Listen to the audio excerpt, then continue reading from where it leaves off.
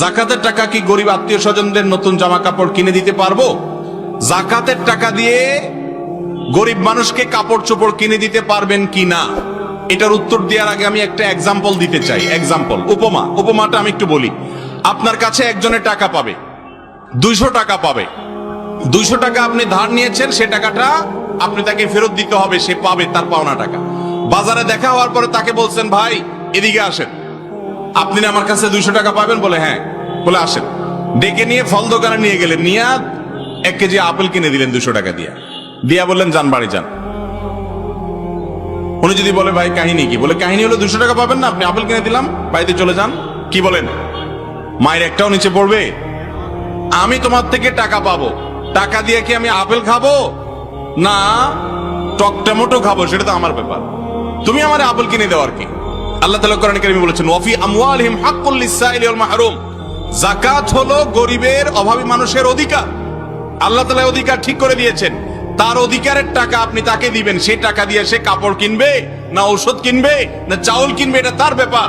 আপনি কে তাকে কাপড় এবং লুঙ্গি ঠিক করে ধরায় দেওয়ার? সে পাবে টাকা, আপনি দিচ্ছেন জাকাতের শাড়ি। সে পাবে টাকা, আপনি দিচ্ছেন জাকাতের লুঙ্গি।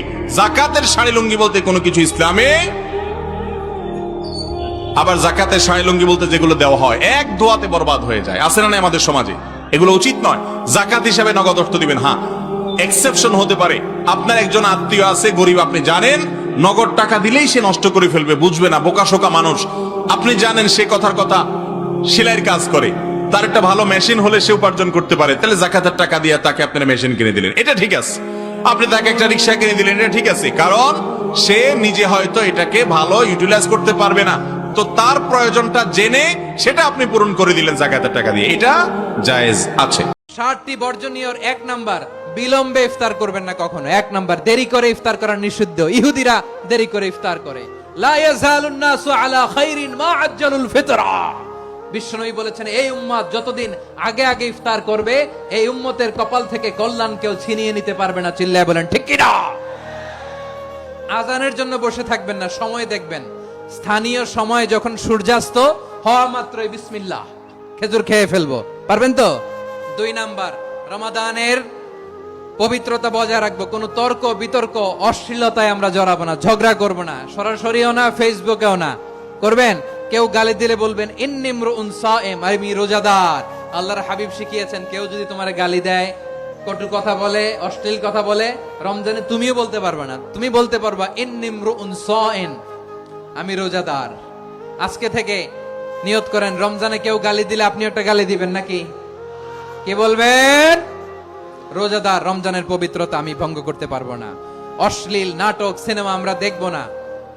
ব্যাড হ্যাবিট থাকলে রমাদানে এটা ছাড়ার মহা সুযোগ। স্মোকিং এর অভ্যাস আছে অনেকের, ঠিক কিনা?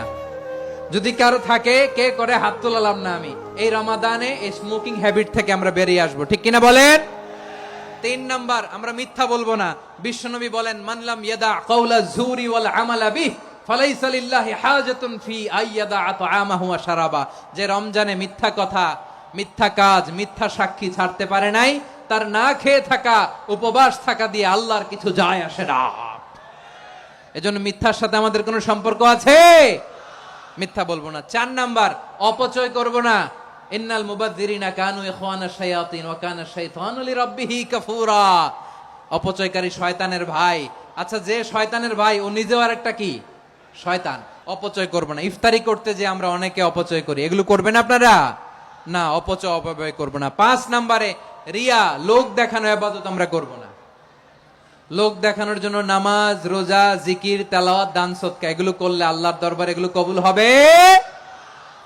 বিশ্বনবী বলেন, দাজ্জালের ফিতনার চেয়ে একটা বড় ফিতনার ভয় আমি করি, সেটা কি? আর রিয়া, শো অফ মেন্টালিটি, লোক দেখানো মানসিকতা। এটা থেকে আমরা বিরত থাকবো ইনশাআল্লাহ। 6 নাম্বার, অনেক গুরুত্বপূর্ণ। ব্যবসায়ী ভাইয়েরা, অনেক অসাধু ব্যবসায়ী আছে, রমজান আসলে নিত্য প্রয়োজনীয় পণ্যের মূল্য বৃদ্ধি করে দেয়। এরকম আছে না নাই? এগুলো করবেন না। মজুদদারি করবেন না। পণ্যের কৃত্রিম সংকট বাজারে করবেন না। আপনি লাখ টাকা কামায়া ভাবছেন যে রোজাদারদের কষ্ট দিয়ে ধনী হবেন, এমন রোগ আল্লাহ আপনারে দিবে, কোটি টাকা দিয়েও আপনি হাসপাতালের বিল পরিশোধ করার ক্ষমতা আপনার হবে না। খবরদার। শেষ বয়সে দেখবেন কি কষ্ট আপনার হয়। আপনি রোজাদারদের কষ্ট দিচ্ছেন, আল্লাহ আপনার সুখে রাখবে? আল্লাহর দোহাই লাগে, আমার ব্যবসায়ী ভাইয়েরা এটা করবেন না। আরব বিশ্বে আমরা দেখেছি, আরব বিশ্বের ব্যবসায়ীরা সারা বছরে ব্যবসা করে, রমজানে ভর্তুকি দেয়। আর আমার দেশের কিছু অসাধু ব্যবসায়ী রমজানে গলাকাটা ব্যবসা করে আর সারা বছর সইটার উপর দিয়ে চলে। চিল্লায় বলেন ঠিক কিনা? করবেন না, এটা করবেন না।